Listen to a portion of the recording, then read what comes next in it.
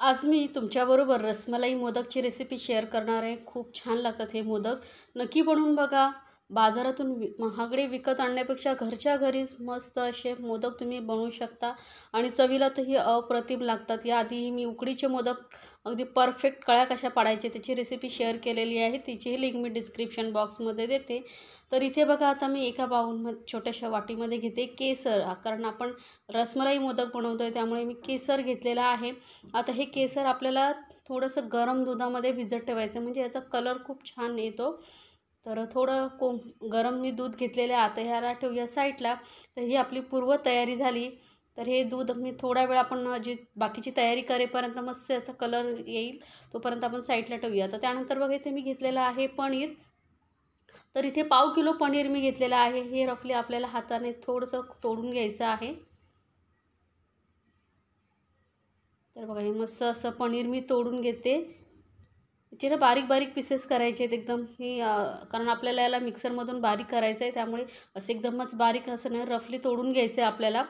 तर हे आपलं पनीर कुस्करून झाल्यानंतर याला आपण एका मिक्सर जारमध्ये घालून घेऊया. तर सर्व पनीर आपण एका मिक्सर जारमध्ये मी घालून घेतलेलं आहे बघा. आता यामध्ये अगदी थोडे साहित्य आपल्याला ॲड करायचे आहेत, त्यामुळे आपले मोदक खूप छान अगदी माव्यासारखे होणारा टेस्ट खूप छान येते. तर इथे बघा, मी घेतलेली आहे अर्धा कप मिल्क पावडर. मेजरिंग कपचा हा अर्धा कप आहे, त्याने मी घेतलेली आहे. सोबतच अर्धा कप साखर घेते आहे. आता तुम्हाला किती गोड हवं आहे त्यानुसार तुम्ही प्रमाण कमी जास्त करू शकता. आणि मिल्क पावडर तुम्ही कुठल्याही ब्रँडची घेऊ शकता. त्यानंतर 1 कप मी इथे दूध घेतलेलं आहे, ज्यामधलं आपण अर्धं दूध वापरणार आहोत. अर्ध्या दुधाचा वापर आपण नंतर करणार आहोत. हे अर्धं दूध आधी मी साईडला ठेवते आणि याला मिक्सरमधून मस्त असं एकदम बारीक आपण फिरून घेणार आहोत. तर बघा, मिक्सरमधून मस्त अशी ह्याची पेस्ट झालेली आहे. एकदम स्मूथ अशी पेस्ट करून घ्यायची. आता आपण वळूया गॅसकडे. तर गॅसवरती मी पॅन घेतलेला आहे, त्यामध्ये 1 चमचा तूप घालते. तुम्ही जाडबुडाची कढई वगैरे घेऊ शकता. आता तूप छान गरम झालं का यामध्ये आपण जे मिक्सरमध्ये पनीर आणि दुधाचं मिश्रण बनवून ठेवलं होतं ते घालून घेऊया. तर पूर्ण मिश्रण आपण यामध्ये घालून घेतलेलं आहे.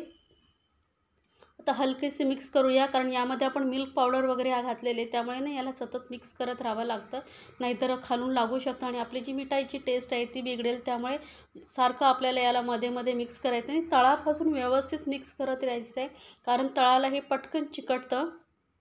आणि साईडच्या कॉर्नरही आपण असे नेहमी खरवडून घ्यायचे आहेत. आता हे उरलेलं जे दूध आहे ते आपण मिक्सर जारमध्ये घालून घेऊया, कारण मिक्सर जारलाही खूप पेस्ट लागलेली आहे. आणि हे व्यवस्थित आपण धुवून घेतलेलं मिक्सर जार आपण या मिश्रणामध्ये ओतून घेणार आहोत.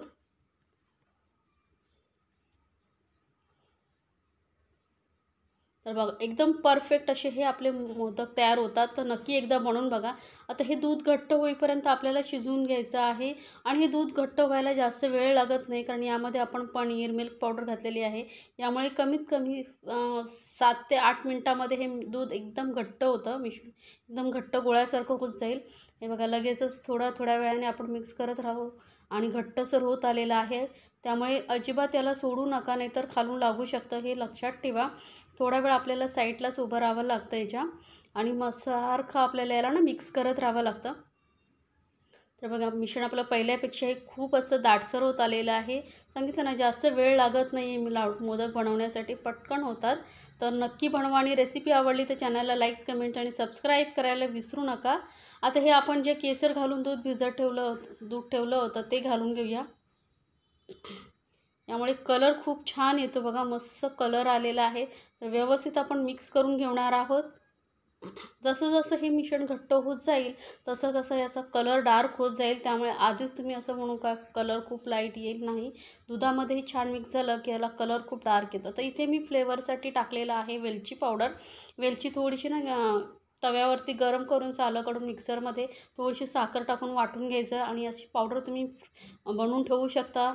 जेव्हा तुम्हाला पटकन वापरायची असेल तेव्हा सोपं पडतं, कारण थोडी थोडी वेलची वाटणं खूप कठीण होतं, जास्त व्यवस्थित पावडर होत नाही. त्यामुळे हा सोपा मार्ग आहे. तर मिश्रण बघा, मस्त पहिल्यापेक्षाही घट्ट होत आलेलं आणि कलरही खूप छान आलेला आहे. तर अजून थोडा वेळ आपण याला घट्ट गोळ्यासारखं होईपर्यंत शिजवून घेणार आहोत. तर मस्त असं दाणेदार असं टेक्स्चर येतं आणि सुगंधही खूप छान येतो आहे. पूर्ण किचनमध्ये माझ्या सुगंध पसरलेला आहे। तर बघा थोडासा ओलसरपणा अजून आहे, त्यामुळे आपण याला छान असं ओलसरपणा कमी होईपर्यंत शिजवून घेणार आहोत। कारण यामध्ये बघा आपण पनीर दूध वगैरे वापरले, त्यामुळे थोडासा वेळ लागतो, पण जास्त वेळ लागत नाही। पण बाहेरून मिलावटी मिठाई विकत घेण्यापेक्षा घरच्या घरी तुम्ही सहज बनवू शकता। मुलांनाही बिंदास देऊ शकता, कारण मिठाई बाहेरची मिलावटी मुलांना देणं खूप भीती वाटते। आता इथे मी ना थोडीशी पिस्ता आणि बदामचे तूप बारीक बारीक चुरा करून घेतलेला आहे, तो घालते। यामुळे आपल्या जे मोदक आहेत चवीलाही खूप छान लागतील, कारण आपण मला रसमलाई मोदक बनवतो आहे, त्यामुळे पिस्ता यामध्ये घातला जातो। तर एकदम बारीक बारीक चिरून घ्यायचा आहे आणि घालायचं आहे, त्यामुळे खातानाही ते पिस्त्याचे वगैरे तुकडे येतात ना, खूप छान लागतात। तर हे बघा मस्त व्यवस्थित मिक्स करून घेतलेलं आहे। मिश्रणही आपलं छान असं घट्ट झालेलं आहे आणि हे जसं जसं थंड होत जाईल ना, तसं हे पूर्ण परत गोळ्यासारखं होत जाणार, त्यामुळे एकदम आपल्याला जास्त कडक करायचं नाही आहे। तर बघा मस्त असं घट्टसरपणा आलेला आहे आपल्या मिश्रणाला। तर आता हे गुठळीसारखं वाटत असेल तुम्हाला, तरी काही घाबरायची गरज नाही आहे। ते जसं जसं थंड होईल तसं हे मिश्रण व्यवस्थित होत जातं। आता एका थालीमध्ये ना मी तूप लावून घेतलेलं आहे, म्हणजे हे मिश्रण चिकटायला नको। आणि या थालीमध्ये आपण काढून याला थोडं थंड करून घ्यायचं आहे। साधारण जोपर्यंत आपण हाताला टच करू शकतो तोपर्यंत आपल्याला थंड करून घ्यायचं आहे। त्यामध्ये आपण तूप वगैरे घातलं आहे, त्यामुळे ते थोडंसं ओलसरपणा तुम्हाला जाणवत असेल, पण जसं घट्ट होईल ना, एकदम परफेक्ट आपलं हे मिश्रण तयार होणार आहे। तर बघा मिश्रण आपलं मस्त घट्ट झालेलं आहे आणि एकदम व्यवस्थित सेट झालेलं आहे। तुम्ही बघू शकता एकदम व्यवस्थित आपलं याचा गोळा बनतो आहे। तर आता काय करायचं आपल्याला, एखाद्या मोदकाचा साचा वगैरे घ्यायचा आणि त्याला तूप लावून घेऊ शकता तुम्ही थोडंसं। तर इथे मी हाताच्या साहाय्याने थोडंसं तूप लावून घेते आणि आता आपण रसमलाई मोदक बनवतो आहे, त्यामुळे डेकोरेशनसाठी इथे ना गुलाबाच्या पाकळ्या, थोडे पिस्त्याचे काप आपण लावणार आहोत।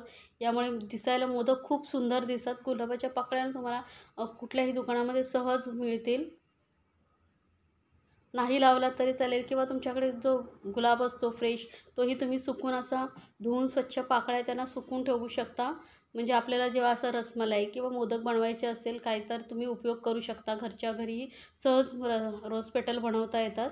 तर बघा थोडेसे पिस्त्याचे काप मी मध्ये मध्ये लावते आणि गुलाबाच्या पाकळ्या लावून घेतलेल्या आहेत।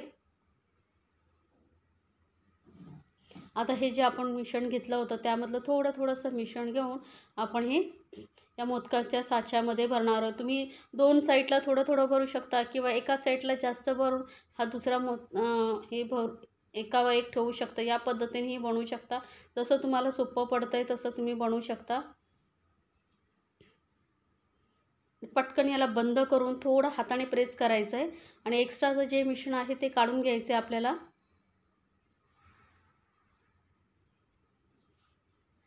व्यवस्थित दाबून घेतल्यामुळे काय होतं, शेप व्यवस्थित येतो आणि पाकळ्या वगैरे ज्या आपण लावलेल्या आहेत त्या व्यवस्थित चिपकल्या जातात। तर बघा किती सुंदर आपले हे मोदक तयार झालेला आहे। गणपती बाप्पाही खुश होतील, एवढे सुंदर दिसत आहेत आणि चवीला तर अप्रतिमच लागतात। काही प्रश्नच नाही, तर नक्की बनवा आणि मला कमेंट्समध्ये जरूर सांगा। तर हे जे साईडचे एक्स्ट्रा जे पार्ट्स आहे ते मी काढून घेते। तर दिसायला जेवढे सुंदर तेवढे चविष्ट असे हे रसमलाई मोदक तुम्ही नक्की बनवा आणि मला कमेंट्समध्ये जरूर सांगा तुम्हाला रेसिपी कशी वाटली। याआधी ही उकडीचे मोदक कसे बनवायचे, त्यांना कळ्या कशा पडायच्या, परफेक्ट उकड कशी बनवायची, त्याची ही रेसिपी मी माझ्या चॅनलवरती शेअर केलेली आहे। बरेचसे मोदकचे वेगवेगळे प्रकारही आहे, त्यांची लिंक मी डिस्क्रिप्शन बॉक्समध्ये देते, जिथे जाऊन तुम्ही पाहू शकता। तर या गणपतीला नक्की बनवा रसमलाई मोदक आणि मला कमेंट्समध्ये जरूर सांगा। तर इथे बघा मी तुम्हाला दोन्ही साईडने कसे मोदक दोन्ही साच्यांमध्ये भरून तुम्ही मोदक कसं सेट करू शकता तेही दाखवते। तर इथे काय करायचं, आपल्याला दोन्ही साईडला थोडं मिश्रण भरायचं आहे आणि हे व्यवस्थित दाबून घ्यायचं आहे आणि आपला मोदकाच्या साईडचे जे एजेस आहेत ते काढून घ्यायचे आहेत। प्रेस व्यवस्थित करा दाबून, म्हणजे काय होतं शेप व्यवस्थित येतो। जर पोकळ राहिलं तर एका साईडने पोकळ वगैरे राहू शकतं, त्यामुळे दाबून भरलं की शेप छान येतो। तर बघा किती मस्त दिसायला सुंदर दिसतात हे मोदक आपले।